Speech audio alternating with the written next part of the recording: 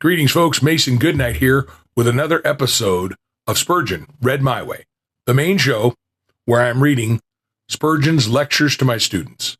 Now, I am redoing this. I usually tell people that, hey, I'm not a voice actor. Hey, I flubbed some things here and there, and I do, and I did, but I flubbed enough here in this last one. I got 11 minutes in, and I said, no, I'm not making people suffer through that much. I'm starting over. Pages flop different ways, mess things up. So I'll have less intro because I don't want to waste more time intro. I don't want to get to the reading. But needless to say, just a few housekeeping issues to let you know. If you're one of my Patreon subscribers, you're paying the $5 a month to get this stuff early. Thank you so much for your support. You are the best. You are really such an encouragement to me. I was going to read this stuff. I'm reading Spurgeon anyway, but it does spur me on to want to do it more when I know there's other people that are actually paying to hear Spurgeon read, and read my way. And I pray it does bless you. So thank you so much. You are such an encouragement by supporting me. You are the best at being an encouragement to me in this. And that's why I'm happy to not just do the main show, which I was going to do anyway, but to throw the extras out there for you guys, the reading of the morning and evening devotionals, the reading of the special 2200 quotes from Spurgeon. And of course, I really wanted to, because I think it's cool and wanted to get it to you, this deluxe edition of lectures to my students, that one of you, if we ever hit 100 subscribers, is going to win. I'm going to give it away to somebody if we ever hit 100 subscribers. I'm at 5 now. Praise the Lord. 95 to go. And that'll go away. Send it out to someone. And also, quick update, I did buy material for the bookmarks. So I will start working on the customized Spurgeon Read My Way bookmarks with quotes, and they'll be going out to my Patreon subscribers. But if you're one of those folks who's just watching this on YouTube, or you're picking it up in more housekeeping on the new podcast distributors, I am now having the shows. They are all out there right now. There's only 2 because I've only got them out there for the freebies. Patreon is how my Patreon subscribers get currently got 5 full shows there. Everybody else has got 2, an intro, which isn't even a show, it's just an intro reading of the preface. That's available, and the first full episode of Lectures to My Students, which was Lecture 1, The Minister's Self-Watch.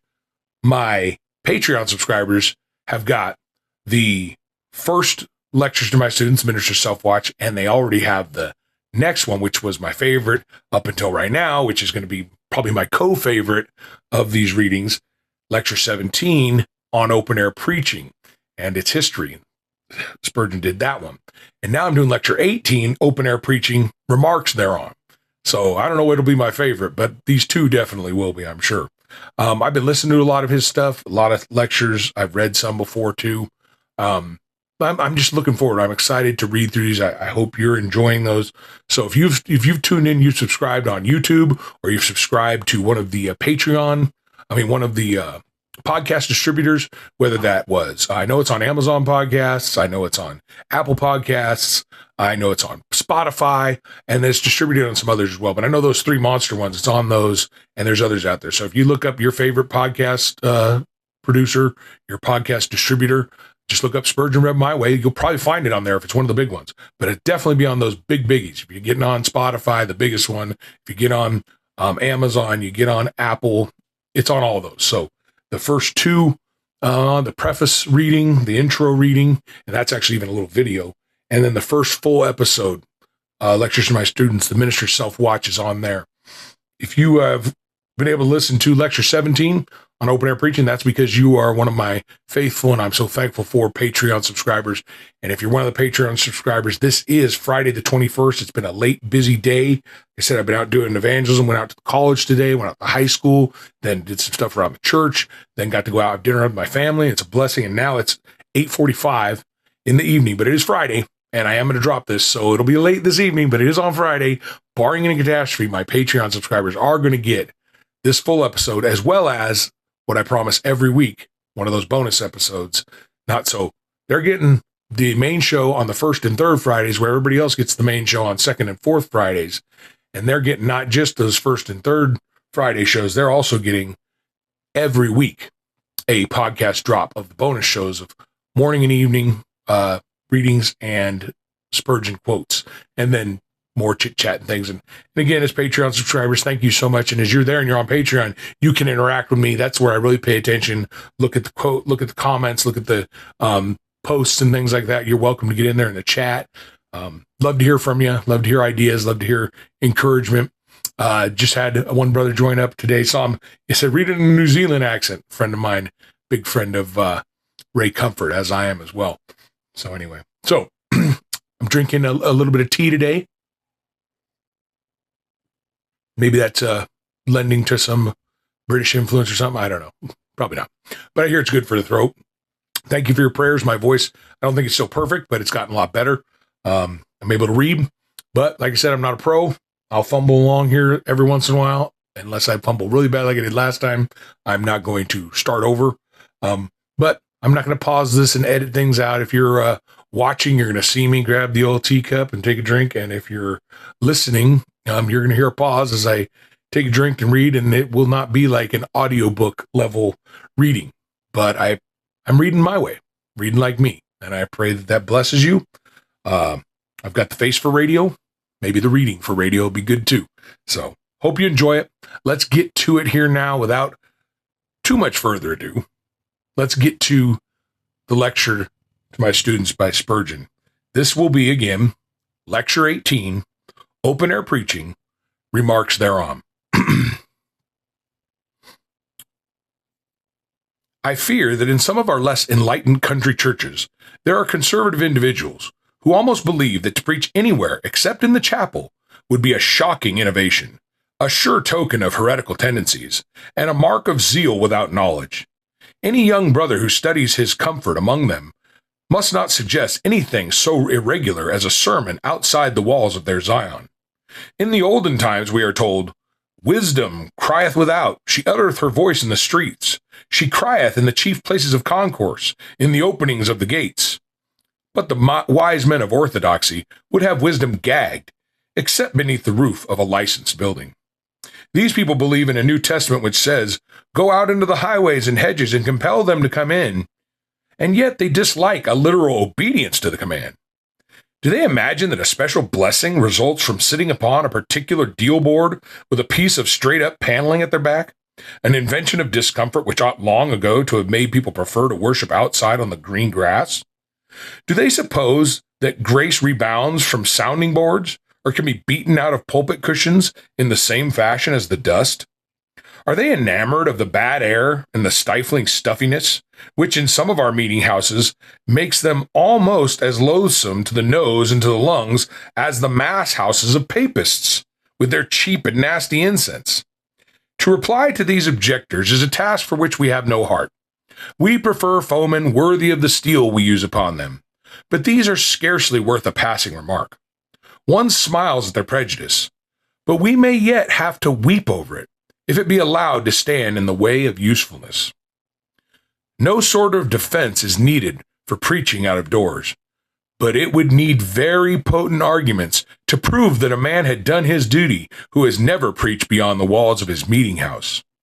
A defense is required rather for services within buildings than for worship outside of them. Apologies are certainly wanted for architects who pile up brick and stone into the skies when there is so much need for preaching rooms among poor sinners down below.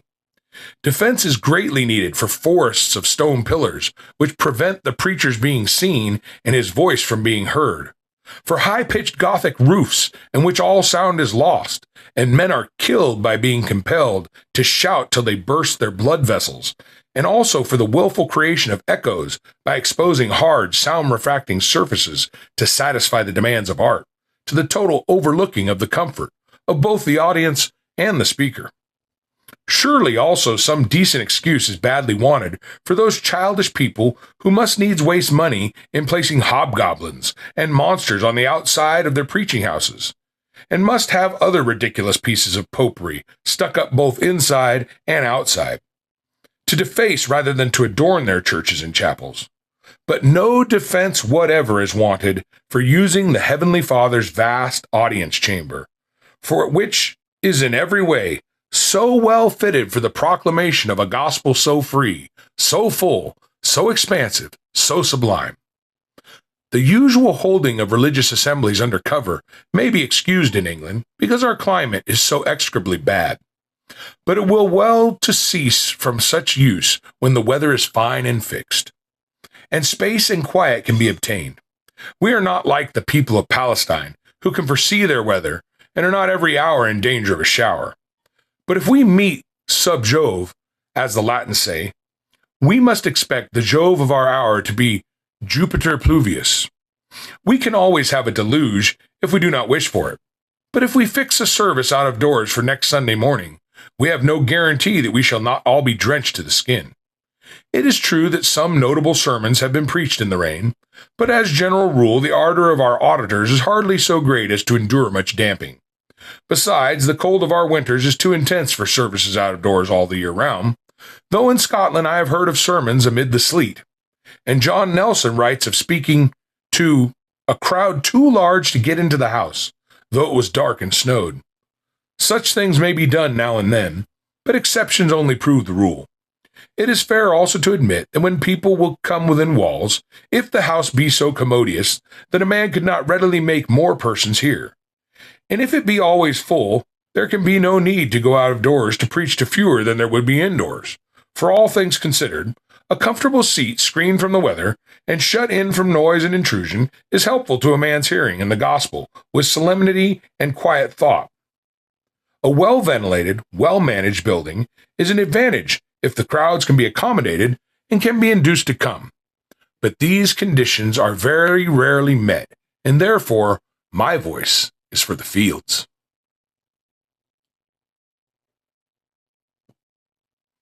The great benefit of open-air preaching is that we get so many newcomers to hear the gospel who otherwise would never hear it. The gospel command is, "Go ye into all the world and preach the gospel to every creature." But it is so little obeyed that one would imagine that it ran thus: "Go into your own place of worship and preach the gospel to the few creatures who will come inside. Go ye into the highways and hedges and compel them to come in," albeit it constitutes part of a parable, is worthy to be taken very literally. And in so doing, its meaning will be best carried out. We ought actually to go into the streets and lanes and highways, for there are lurkers in the hedges, tramps on the highway, streetwalkers and lane haunters, whom we shall never reach unless we pursue them into their own domain. Sportsmen must not stop at home and wait for the birds to come to be shot at. Neither must fishermen throw their nets inside their boats and hope to take many fish.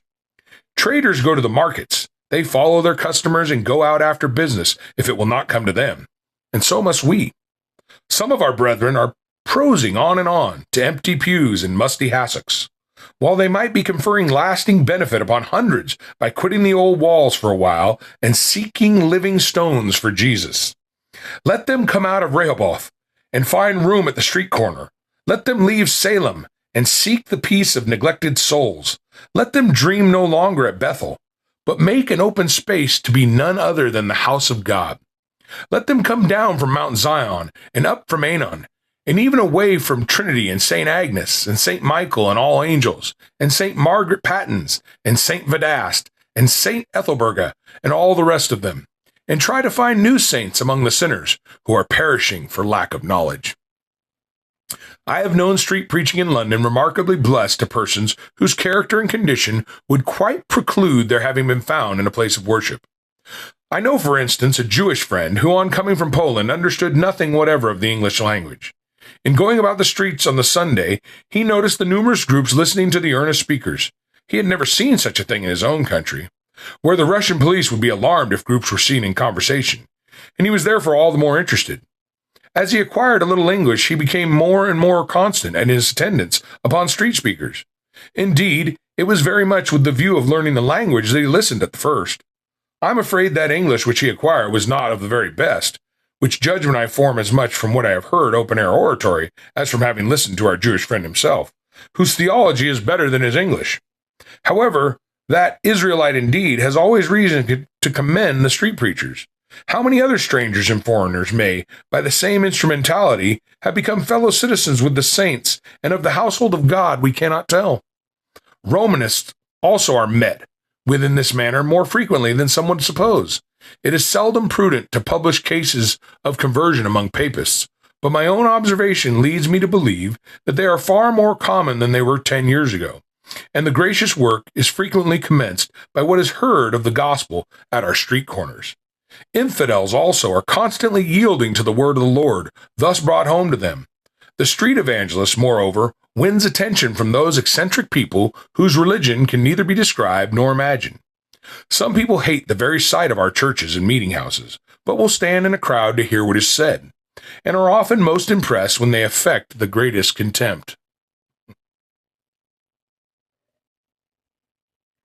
Besides, there are numbers of persons in great cities who have not fit clothes to worship in, according to the current idea of what clothes ought to be.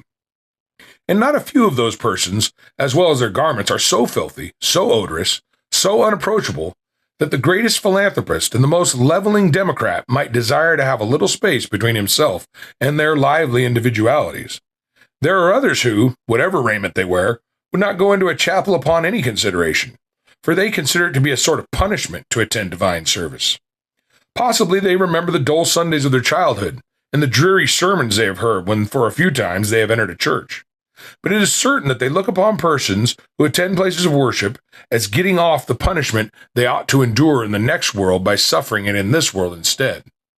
The Sunday newspaper, the pipe, and the pot have more charms for them than all the preachments of bishops and parsons, whether of church or dissent.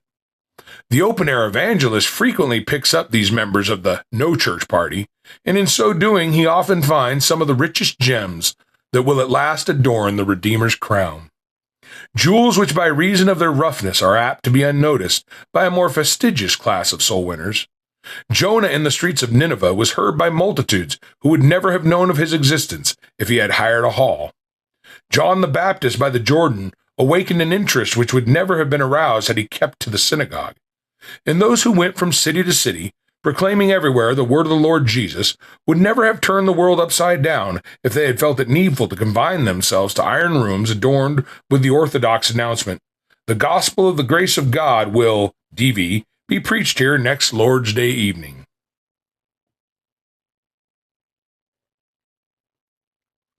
I am quite sure, too, that if we could persuade our friends in the country to come out a good many times in the year and hold a service in a meadow, or in a shady grove, or on the hillside, or in a garden, or on a common, it would be all the better for the usual hearers. The mere novelty of the place would freshen their interest and waken them up. The slight change of scene would have a wonderful effect upon the more somnolent. See how mechanically they move into their usual place of worship, and how mechanically they go out again. They fall into their seats as if at last they have found a resting place. They rise to sing with an amazing effort, and they drop down before you have time for a doxology at the close of the hymn, because they did not notice it was coming. What logs some regular hearers are! Many of them are asleep with their eyes open. After sitting a certain number of years in the same old spot, where the pews, pulpit, galleries, and all things else are always the same, except that they get a little dirtier and dingier every week, where everybody occupies the same position forever and forevermore, and the minister's face, voice, tone are much the same from January to December. You get to feel the holy quiet of the scene and listen to what is going on as though it were addressed to the dull ear of death. As a miller hears his wheels, as though he did not hear them, or a stoker scarcely notices the clatter of his engine after enduring it for a little time, or as a dweller in London never notices the ceaseless grind of the traffic, so do many members of our congregations become insensible to the most earnest addresses, and accept them as a matter of course. The preaching and the rest of it gets to be so usual that they might as well not be at all. Hence a change of place might be useful. It might prevent monotony, shake up indifference, suggest thought, and in 1,000 ways promote attention, and give new hope of doing good.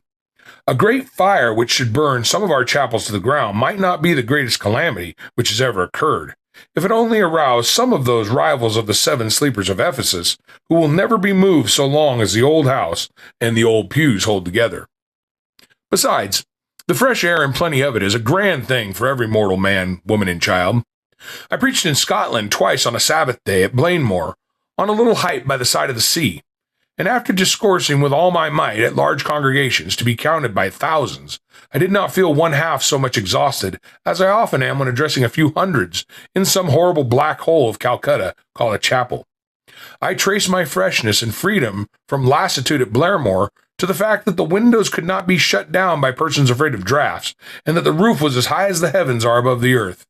My conviction is that a man could preach 3 or 4 times on a Sabbath out of doors with less fatigue than would be occasioned by one discourse delivered in an impure atmosphere, heated and poisoned by human breath, and carefully preserved from every refreshing infusion of natural air. Tents are bad, unutterably bad. Far worse than the worst buildings. I think a tent is the most objectionable covering for a preaching place that was ever invented. I'm glad to see tents used in London, for the very worst place is better than none, and because they can be easily moved from place to place and are not very expensive. But still, if I had my choice between having nothing at all and having a tent, I should prefer the open air by far. Under canvas, the voice is deadened, and the labor of speaking greatly increased. The material acts as a wet blanket to the voice, kills its resonance, and prevents its traveling.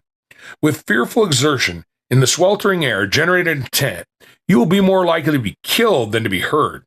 You must have noticed, even at our own college gatherings, when we number only some 200, how difficult it is to hear at the end of a tent. Even when the sides are open and the air is pure, perhaps you may on that occasion attribute this fact in some degree to a want of attentiveness and quietness on part of the somewhat jubilant congregation. But still, even when prayer is offered and all is hushed, I have observed a great want of traveling power in the best voice beneath a marquee. If you're going to preach in the open air in the country, you will perhaps have your choice of a spot wherein to preach. If not, of course, you must have what you can get, and you must in faith accept it as the very best. Hobson's choice of that or none makes the matter simple, and saves a deal of debate. Do not be very squeamish. If there should happen to be an available meadow hard by your chapel, select it, because it will be very convenient to turn into the meeting house should the weather prove unsuitable, or if you wish to hold a prayer meeting, or an after meeting at the close of your address. It is well to preach before your regular service on a spot near your place of worship, so as to march the crowd right into the building before they know what they are about. Half an hour's out-of-door speaking and singing before your ordinary hour of assembly will often fill an empty house. At the same time, do not always adhere to neat and handy spots, but choose a locality for the opposite reason, because it is far away from any place of worship and altogether neglected. Hang up the lamps wherever there is a dark corner. The darker, the more need of light. Paradise Row and Pleasant Place are generally the least paradisical and most unpleasant.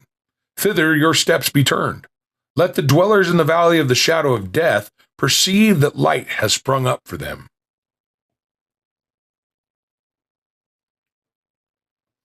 I have somewhere met with the recommendation always to preach with a wall behind you, but against that I respectfully enter my caveat. Have a care of what may be on the other side of the wall. One evangelist received a can of scalding water from over a wall with the kindly remark, "There's soup for the Protestants," and another was favored with most unsavory bespatterings from a vessel empty from above. Gideon Ousley began to preach in Roscommon with his back against the gable of a tobacco factory in which there was a window with a wooden door through which goods were hoisted into the loft. Would you be surprised to learn that the window suddenly opened and that from it descended a pailful of tobacco water? An acrid fluid most painful to the eyes. The preacher in after years knew better than to put himself in such a tempting position. Let his experience instruct you. If I have my choice of a pitch for preaching, I should prefer a front of rising ground or an open spot bounded at some little distance by a wall. Of course, there must be sufficient space to allow the congregation assembling between the pulpit and the bounding object in front, but I like to see an end, and not to shout into boundless space. I do not know a prettier site for a sermon than that which I occupied in my friend Mr. Duncan's grounds at Benmore. It was a level sweep of lawn, backed by a rising terraces covered with fir trees. The people could either occupy the seats below, or drop down upon the grassy banks, as best comported with their comfort. And thus I had part of my congregation in rising galleries above me, and the rest in the area around me. My voice readily ascended, and I conceived that if the people had been seated up the hill for half a mile, they would have been able to hear me with ease. I should suppose that Wesley's favorite spot at Gwinnett Pit must be somewhat after the same order. Amphitheaters and hillsides are always favorite spots with preachers in the fields, and their advantages will be at once evident to you. My friend, Mr. Abraham, once produced for me a grand cathedral in Oxfordshire. The remains of it are still called Spurgeon's Tabernacle, and may be seen near Minster Level in the form of a quadrilateral of oaks. Originally, it was the beau ideal of a preaching place, for it was a cleared spot in the thick forest of witchwood, and was reached by roads cut through the dense underwood. I shall never forget those alleys green and the verdant walls which shut them in. When you reached the inner temple, it consisted of a large square, out of which the underwood and smaller trees had been cut away, while a sufficient number of young oaks had been left to rise to a considerable height, and then overshadow us with their branches. Here was a truly magnificent cathedral, with pillars and arches, a temple not made with hands, of which we might truly say, Father, thy hand hath reared these venerable columns, thou didst weave this verdant roof. I have never, either at home or on the continent, seen architecture which could rival my cathedral. Lo, we heard of it at Ephrathah. We found it in the fields of the wood. The blue sky was visible through our clerestory, and from the great window at the further end the sun smiled upon us toward evening. O sirs, it was grand indeed. To worship thus beneath the vaulted firmament, beyond the sound of city hum, where all around ministered to quiet fellowship with God, that spot is now cleared, and the place of our assembly has been selected at a little distance from it.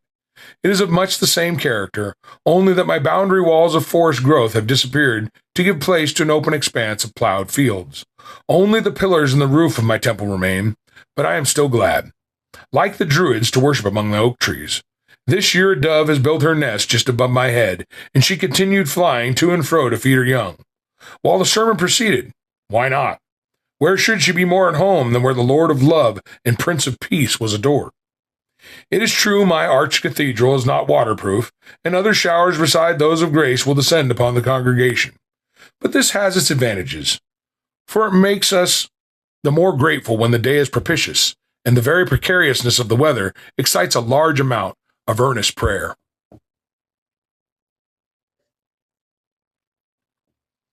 I once preached a sermon in the open air in haying time during a violent storm of rain. The text was, He shall come down like rain upon the mown grass, as showers that water the earth. And surely we had the blessing as well as the inconvenience. I was sufficiently wet, and my congregation must have been drenched, but they stood it out, and I never heard that anybody was worse in health, though I thank God I have heard of souls brought to Jesus under that discourse. Once in a while, and under strong excitement, such things do no one any harm, but we are not to expect miracles, nor wantonly venture upon a course of procedure which might kill the sickly and lay the foundation of disease in the strong. I remember well preaching between Cheddar Cliffs. What a noble position! What beauty and sublimity! But there was great danger from falling pieces of stone moved by the people who sat upon the higher portions of the cliff, and hence I would not choose the spot again. We must studiously avoid positions where serious accident might be possible. An injured head qualifies no one for enjoying the beauties of nature, or the consolations of grace. Concluding a discourse in that place, I called upon those mighty rocks to bear witness that I had preached the gospel to the people, and to be a testimony against them at the last great day, if they rejected the message. Only the other day I heard of a person to whom that appeal was made useful by the Holy Spirit. Look well to the ground you select, that it is not swampy. I never like to see a man slip up to his knees in mire while I am preaching. Rushy places are often so smooth and green that we select them without noting that they are apt to be muddy, and to give our hearers wet feet. Always inconvenience yourself rather than your audience. Your master would have done so. Even in the streets of London, a concern for the convenience of your hearers is one of the things which conciliates a crowd more than anything. Avoid as your worst enemy the neighborhood of the Normandy poplar. These trees cause a perpetual hissing and rustling sound, almost like the noise of the sea. Every leaf of a certain kind of poplar is in perpetual motion, like the tongue of the talkative. The noise may not seem very loud, but it will drown the very best of voices. The sound of a going in the tops of the mulberry trees is all very well, but keep clear of the noise of poplars and some other trees, or you will suffer for it. I have had painful experience of this misery. The old serpent himself seemed to hiss at me from out of those unquiet boughs.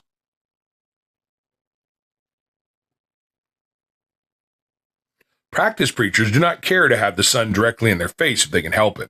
Neither do they wish their hearers to be distressed in like manner, and therefore they take this item into consideration when arranging for a service. In London, we do not see that luminary often enough to be much concerned upon this point. Do not try to preach against the wind, for it is an idle attempt. You may hurl your voice a short distance by an amazing effort, but you cannot be well heard even by the few. I do not often advise you to consider which way the wind blows, but on this occasion I urge you to do it, or you will labor in vain. Preach so that the wind carries your voice towards the people, and does not blow it down your throat, or you will have to eat your own words. There is no telling how far a man may be heard with the wind. In certain atmospheres and climates, as for instance in that of Palestine, persons might be heard for several miles, and single sentences of well-known speech may in England be recognized a long way off. But I should gravely doubt a man if he asserted that he understood a new sentence beyond the distance of a mile. Whitfield is reported to have been heard a mile, and I myself have been assured that I was heard for that distance, but I am somewhat skeptical. Half a mile is surely enough, even with the wind, but you must make sure of that to be heard at all. In the country, it ought to be easy to find a fit place for preaching. One of the earliest things that a minister should do when he leaves college and settles in a country town or village is to begin open-air speaking. He will generally have no difficulty as to the position. The land is before him, and he may choose according to his own sweet will. The market cross will be a good beginning. Then the head of a court crowded with the poor, and next the favorite corner of the idlers of the parish. Cheap Jack's stand will make a capital pulpit on Sunday night during the village fair, and a wagon will serve well on the green or in a field at a little distance during the weekday evenings of the rustic festival.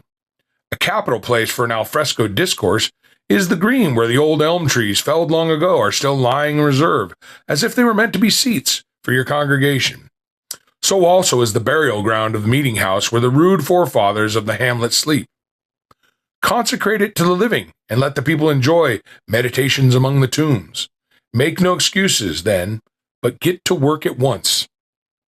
In London, or any other large town, it is a great thing to find a vacant spot where you can obtain a right to hold services at your pleasure. If you can discover a piece of ground which is not yet built over, and if you can obtain the use of it from the owner till he covers it, it will be a great acquisition, and worth a slight expense in fencing. For you are then king of the castle, and distributors will be trespassers. I suppose that such a spot is not often obtainable, especially by persons who have no money, but it is worth thinking about. It is a great game when your place of worship has even a small outside space, like that at Shuri Chapel, or upon the tabernacle steps, for here you are beyond the interference of the police or drunken men. If we have none of these, we must find street corners, triangles, quiet nooks, and wide spaces wherein to proclaim the gospel. Years ago, I preached to enormous assemblies in King Edward's Road, Hackney, which was then open fields, but now not a spare yard remains. On those occasions, the rush was perilous to life and limb, and there seemed no limit of the throngs. Half the number would have been safer. That open space has vanished, and it is the same with fields at Brixton, where in years gone by it was delightful to see the assembled crowds listening to the word, burdened with rare trouble of drawing too many together. I have been compelled to abstain from these exercises in London, but not from any lessened sense of their importance. With the tabernacle always full, I have as large a congregation as I desire at home, and therefore do not preach outside except in the country. But for those ministers whose area under cover is but small, and whose congregations are thin, the open air is the remedy, whether in London or in the provinces. In raising a new interest and in mission operations, out-of-door services are our main agency. Get the people to listen outside that they may, by and by, worship inside. You want no pulpit, a chair will do, or the curb of the road. The less formality, the better, and if you begin by merely talking to the 2 or 3 around you, and make no pretense of sermonizing, you will do well. More good may be done by personal talk to 1 than by a rhetorical address to 50. Do not purposely interfere with the thoroughfare, but if the crowd should accumulate, do not hasten away in sheer fright. The policeman will let you know soon enough. You are most wanted, however, where you will be in no danger of impeding passers-by, but far more likely to be in danger yourself. I refer to those central courts and blind alleys in our great cities which lie out of the route of decency, and are known to nobody but the police, and to them principally through bruises and wounds. Talk of discovering the interior of Africa. We need explorers for Frying Pan Alley and Emerald Island Court. The Arctic regions are well nigh as accessible as Dobinson's Rents and Jack Ketch's Warren. Heroes of the cross, here is a field for you more glorious than the Cid ever beheld, when with his brave right arm he smote the Paynim hosts. Who will bring me into the strong city? Who will lead me into Edom? Who will enable us to win these slums and dens for Jesus? Who can do it but the Lord? Soldiers of Christ who venture into these regions must expect a revival of the practices of the good old times. So far as brickbats are concerned, and I have known a flower pot fall accidentally from an upper window in a remarkably slanting direction. Still, if we are born to be drowned, we shall not be killed by flower pots. Under such treatment, it may be refreshing to read what Christopher Hopper wrote under similar conditions more than 100 years ago. I did not much regard a little dirt, a few rotten eggs, the sound of a cow's horn, the noise of bells, or a few snowballs in their season. But sometimes I was saluted with blows, stones, brickbats, and bludgeons. These I did not well like. They were not pleasing to flesh and blood. I sometimes lost a little skin, and once a little blood, which was drawn from my forehead with a sharp stone. I wore a patch for a few days, and was not ashamed. I gloried in the cross. And when my small sufferings abounded, for the sake of Christ, my comfort abounded much more. I never was more happy in my own soul, or blessed in my labors.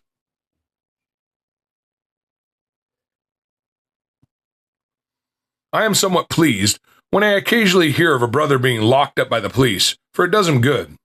And it does the people good also. It is a fine sight to see the minister of the gospel marched off by the servant of the law. It excites sympathy for him, and the next step is sympathy for his message. Many who felt no interest in him before are eager to hear him when he is ordered to leave off, and still more so when he is taken to the station. The vilest of mankind respect a man who gets into trouble in order to do them good. And if they see unfair opposition excited, they grow quite zealous in the man's defense. I am persuaded that the more of open-air preaching there is in London, the better. If it should become a nuisance to some, it will be a blessing to others. If properly conducted, if it be the gospel which is spoken, and if the spirit of the preacher be one of love and truth, the results cannot be doubted. The bread cast upon the waters must be found again after many days. The gospel must, however, be preached in a manner worth the hearing, for mere noise-making is an evil rather than a benefit. I know a family almost driven out of their senses by the hideous shouting of monotonous exhortations and of howling of safe in the arms of Jesus near their door every Sabbath afternoon by the year together. They are zealous Christians and would willingly help their tormentors if they saw the slightest probability of usefulness from the violent bawling. But as they seldom see a hearer and do not think that what is spoken would do any good if it were heard, they complain that they are compelled to lose their few hours of quiet because two good men think it their duty to perform a noisy but perfectly useless service. I once saw a man preaching with no hearer but a dog, which sat upon its tail and looked up very reverently while its master orated. There were no people at the windows nor passing by, but the brother and his dog were at their post whether the people would hear or whether they would forbear. Once also I passed an earnest declaimer whose hat was on the ground before him, filled with papers, and there was not even a dog for an audience, nor anyone within hearing. Yet did he waste this sweetness on the desert air. I hope it relieved his own mind. Really, it must be viewed as an essential part of a sermon that somebody should hear it. It cannot be a great benefit to the world to have sermons preached in vacuo.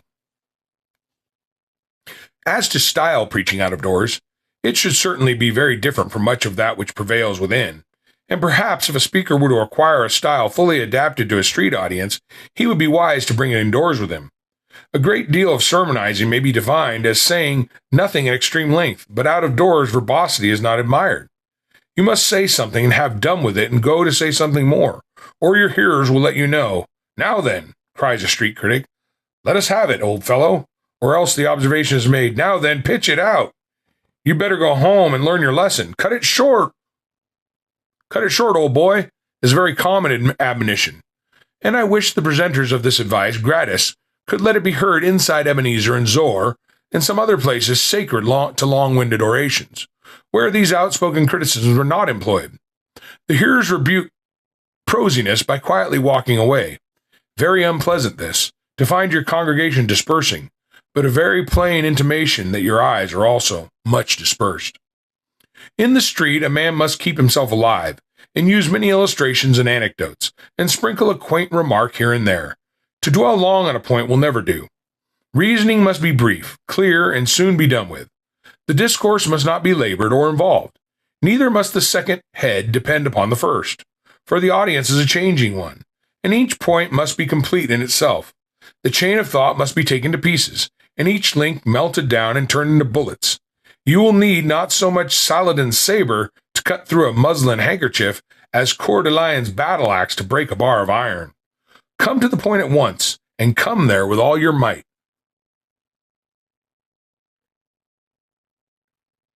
Short sentences of words and short passages of thought are needed for out of doors. Long paragraphs and long arguments had better be reserved for other occasions. In quiet country crowds there is much force in an eloquent silence, now and then interjected. It gives people time to breathe and also to reflect. Do not, however, attempt this in a London street. You must go ahead, or someone else may run off with your congregation. In a regular field sermon, pauses are very effective, and are useful in several ways, both to speaker and listeners. But to a passing company who are not inclined for anything like worship, quick, short, sharp address is most adapted. In the streets, a man must from beginning to end be intense, and for that very reason he must be condensed and concentrated in his thought and utterance. It would never do to begin by saying, "My text, my dear friends, is a passage from the inspired word, containing doctrines of the utmost importance, and bringing before us in the clearest manner the most valuable practical instruction. I invite your careful attention, and the exercise of your most candid judgment, while we consider it under various aspects and place it in different lights, in order that we may be able to perceive its position in the analogy of the faith. In its exegesis, we shall find an arena, the cultured intellect, and the refined sensibilities. As the purling brook meanders among the meads and fertilizes the pastures, so a stream of sacred truth flows through the remarkable words which now lie before us. It will be well for us to divert the crystal current to the reservoir of our meditation, that we may quaff the cup of wisdom with a lip of satisfaction. There, gentlemen, is not that rather above the average of word spinning, and is not the art very generally in vogue these days? If you go out to the obelisk in Blackfriars Road and talk in that fashion, you will be saluted with, "Go on, old buffer, or ain't he fine, my eye?" A very vulgar youth will cry, "What a mouth for a tater!" And another will shout in a tone of mock solemnity, "Amen!" If you give them chaff, they will cheerfully return it into your own bosom. Good measure, pressed down and running over, will they mete out to you. Shams and shows will have no mercy from a street gathering, but have something to say. Look them in the face, say what you mean, put it plainly, boldly, earnestly, courteously, and they will hear you. Never speak against time or for the sake of hearing your own voice, or you will obtain some information about your personal appearance or manner of oratory which will probably be more true than pleasing. "Crikey," says one, "wouldn't he do for an undertaker? He'd make 'em weep." This was a compliment paid to a melancholy brother whose tone is peculiar funereal. "There, old fellow," said a critic on another occasion, "you go and wet your whistle. You must feel awfully dry after jawing away at the rate about nothing at all."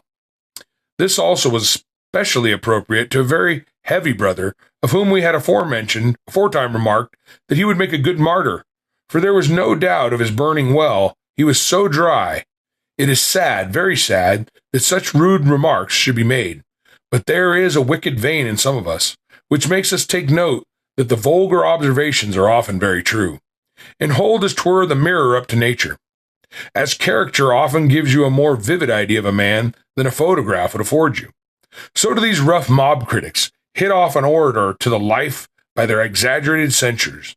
The very best speaker must be preferred to take his share of street wit, and to return it if need be, but primness, demureness, formality, sanctimonious long-windedness, and the affectation of superiority actually invite offensive pleasantries, and to a considerable extent deserve them.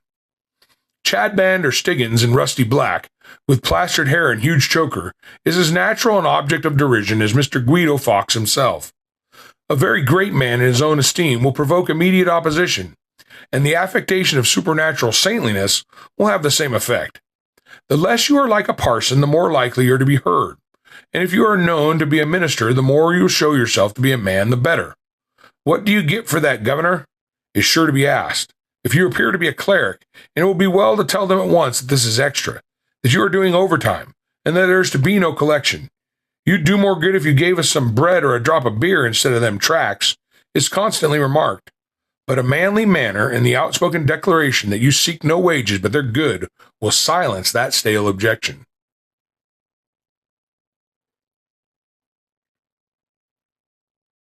The action of the street preacher should be of the very best.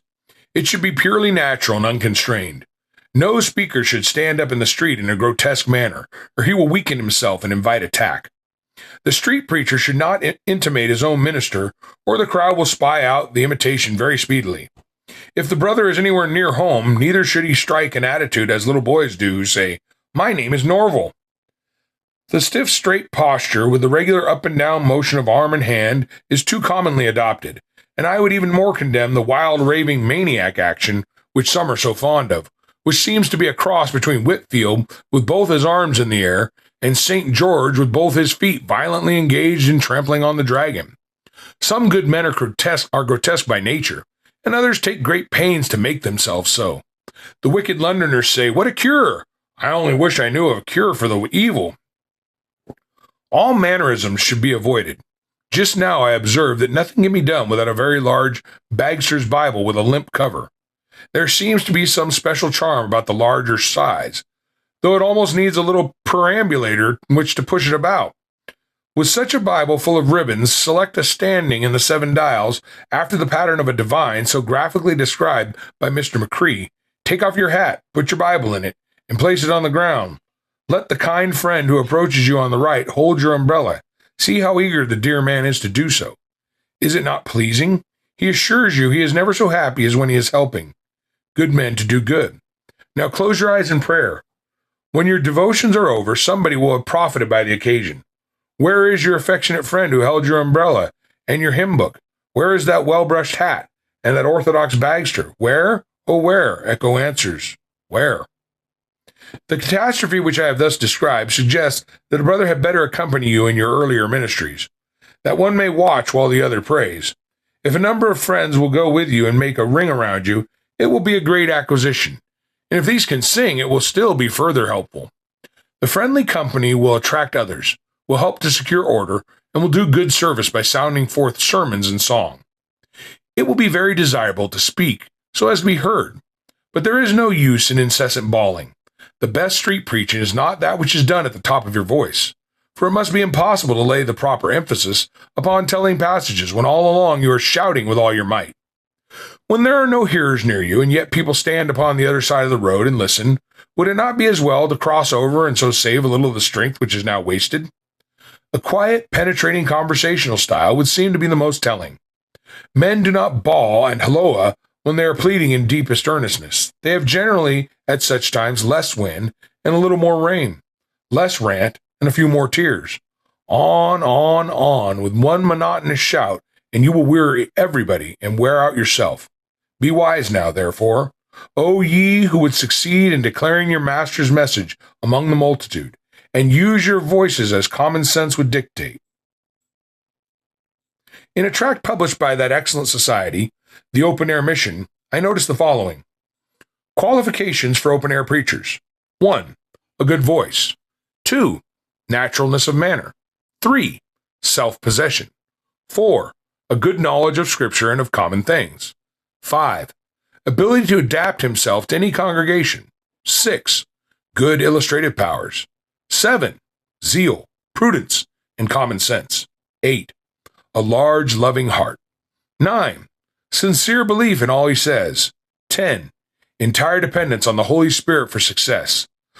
11. A close walk with God by prayer. 12. A consistent walk before men by a holy life.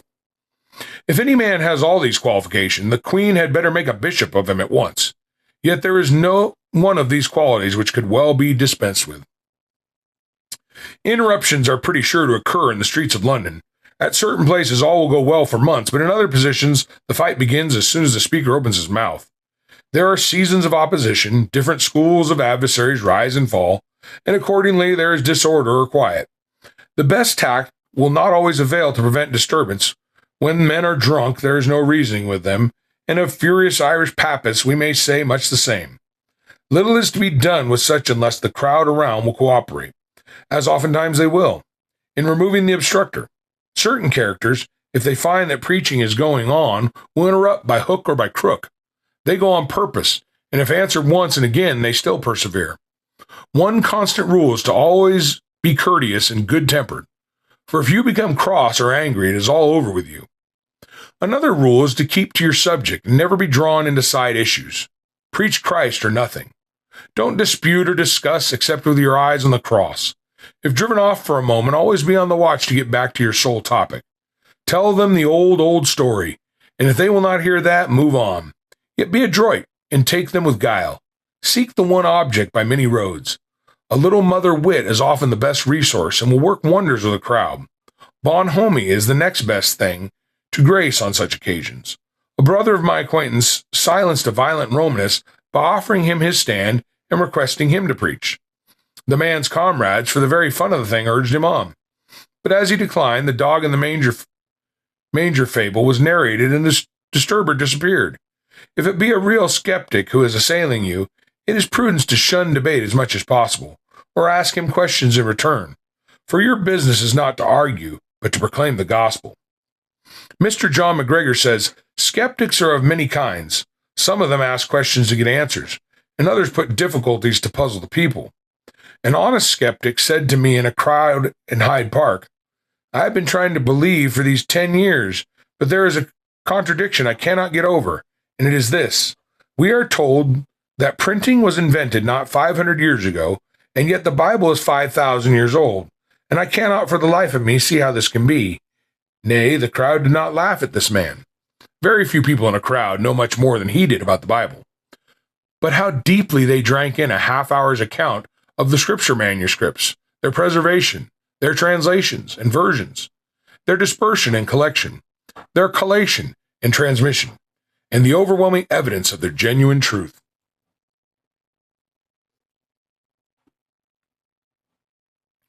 I remember an infidel on Kensington Common being most effectually stopped. He continued to cry up the beauties of nature and the works of nature until the preacher asked him if he would kindly tell them what nature was. He replied that everybody knew what nature was. The preacher retorted, well then, it will be all the easier for you to tell us. Why, nature, he said. Nature is nature. Of course, the crowd laughed and the wise man subsided. Ignorance, when it is allied with a coarse, voluble tongue, is to be met by letting it have rope enough. One fellow wanted to know how Jacob knew that Esau hated him. He had told of the wrong end of the stick that time, and the preacher did not enlighten him, or he would have set him up with ammunition for future encounters. Our business is not to supply men with arguments by informing them of difficulties. In the process of answering them, ministers have published the sentiments of infidels more widely than the infidels themselves could have done. Unbelievers only glean their blunted shafts and shoot them at the shield of truth again. Our object is not to conquer them in logical encounters, but to save their souls. Real difficulties we should endeavor to meet, and hence a competent knowledge of the evidence is most desirable. But honest objectors are best conversed with alone, when they are not ashamed to own themselves in the wrong. In this we could not expect of them in the crowd. Christ is to be preached whether men will believe in him or no. Our own experience of his power to save will be our best reasoning, and earnestness our best rhetoric. The occasion will frequently suggest the fittest thing to say, and we may also fall back on the Holy Spirit, who will teach us in the selfsame hour what we shall speak. The open-air speaker's calling is as honorable as it is arduous, as useful as it is laborious. God alone can sustain you in it. But with him at your side, you will have nothing to fear. If 10,000 rebels were before you, and a legion of devils is every one of them, you need not tremble. More is he that is for you than all they that be against you. By all hell's host withstood, we all hell's host o'erthrow, and conquering them through Jesus' blood, we still to conquer go. From Chambers' Book of Days, we borrow the following note. Mrs. Oliphant, in her Life of the Reverend Edward Irving, states that he had been on some occasions clearly heard at the distance of half a mile. It has been alleged, however, that Black John Russell of Killinrock celebrated by Burns in no gracious term, was heard, though not perhaps intelligibly, at the distance of a full mile. It would appear that even this is not the utmost stretch of the phenomenon. A correspondent of the Jameson's Journal in 1828 states that being at the west end of Flemin, he overheard part of a sermon that delivering at a tent at Kearney Hill by Dr. Black. He did not miss a word, though the distance must be something about 2 miles. The preacher has perhaps seldom been surpassed for a distinct speaking and a clear voice, and the wind, which was steady and moderate, came in the direction of the sound. Thus ends Lecture 18, finishing up with a guy who was heard 2 miles away. Lots of good stuff there. Lots of good stuff. Love that lecture. Love the one before it. Hope you enjoyed it. And if you're listening to this as a street preacher, I'm sure you did. Now, you may not agree. We may not agree with everything, all of his advice, everything Spurgeon's saying, but he has so much good stuff. So many nuggets of truth, so much wisdom. And there's a preacher who filled houses, filled any place he preached at, and yet is giving advice on how to preach because he preached everywhere, indoors, out of doors, in the rain, out of the rain. Talks about the different things that are more acceptable, things that are more profitable. He talks about the weather. He's a man's man. It's just great to hear him. And, you can agree with him or disagree with on some things. But what's clearly key through this whole thing, through these whole 2 lectures, is that Spurgeon believes that if you're a preacher, you need to preach not just in the house, but out of the house. You couldn't help but see me smiling. I wanted to comment as you right there at the beginning of him when he's talking about that famous quote of his where he says, you wouldn't have to make a case basically to be able to say that why you should only preach indoors. You couldn't make a case for it. But boy, you can sure make a case basically for being able to go and preach outdoors, or how you use it as a defense. You wouldn't have to make a defense for only preaching out of doors, but you have to make a defense if you're only preaching indoors. Ain't the truth? Jesus said, just like Spurgeon talked about, go out the highways and the hedges, compel them. And he said, yes, I know that it's a part of a parable, but it ought to be taken literally. Jesus was out there. Apostles were out there. People throughout the ages have been out there. He's intent on letting people know that go to the places where people were, maybe they're mad, angry, or they even tried to hurt you. Maybe the more dingy places. Go to the places where you'll be like, go everywhere. You heard the places he's talking about. The places where it would be the field. It would be outside of a church house. It would be in the city square. It would be over in the dark city alley places where people don't generally go. He talked about going to the mission fields, and some of those mission fields should be in the dark places of your city where nobody wants to go, where even the police fear to tread. He's saying, go, like Jesus said, into all the world and preach the gospel to every creature. So that's what Spurgeon was about. He was all about street preaching. I love how he said that, better yet, even than, you don't need to bring sermons like from the inside outside, but man, if you get a good sermon going on the outside, maybe bring that inside. He understood the nuances. He understood the differences. He was just a really strong, wise, insightful man. Loved preaching the gospel, loved getting it to the lost. Spurgeon was a man who loved God, loved the lost, and wanted to see people saved, wanted to see God glorified. We should all want to be those type of people as Christians. So I pray that that lecture encouraged you. I know I loved it. Now I've read my 2 favorites. So I don't know. There's others. I've listened to others, and so many of them are great. So much stuff you hear and you go, wow, like I don't necessarily even agree with everything that he says in this lecture as much as I love it. I've just started recently. You hear him saying, don't bring a pulpit into the streets. Now, back then, he didn't have an easy pulpit. They had big wood monster ones. But I've started using an outdoor pulpit. I made a point that as a street preacher, I want to look presentable as a preacher. Now, I'm not trying to look like a rector or a pastor, but I'm trying to look presentable as someone who could be a pastor, but could be, in short, business casual. I want to be wearing a collared shirt on the streets, pants, not shorts, not sweats. I want to be wearing some pants and a collared shirt. And I have a portable pulpit, a fold-up coroplast pulpit. It's got some scripture on it. It's got wood grain look. It's a nice pulpit. Got a cross on it. Got a few scriptures. Even got our little church name down on the side. I want people to know that there's a preacher on the streets. And of course, we are at different places. Like Spurgeon said, the times, the place will determine how you go about things. And I believe in this day and age, it's good for people because in this age, it's always been hated, always been mocked. You heard people get stuff thrown at them, hurt, cut, beat, tobacco water dumped on them, dead cats thrown at people, all kinds of stuff. So don't let anybody tell you that street preaching was one time acceptable.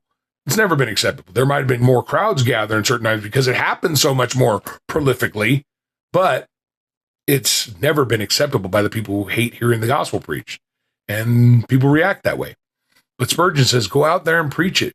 And it's so good to just hear such encouragement and to know that we are following in the footsteps of giants when we go out into the open air and preach the gospel. It's told by us to do it in the scriptures. Men, if you're listening to this and you're one that loves Spurgeon and you love his lectures and you love all about so many things he's done, but you've never gone and preached out in the open air and you're a pastor and you've felt the calling to be indoors, hear what Spurgeon says. Hear what he says and say, you may have to make a defense for only preaching indoors, but you'll never have to make a defense for preaching outdoors. And don't listen, Spurgeon isn't the key. Remember the words of our Lord Jesus Christ. Go into all the world, all of it, all the world, and preach the gospel to who?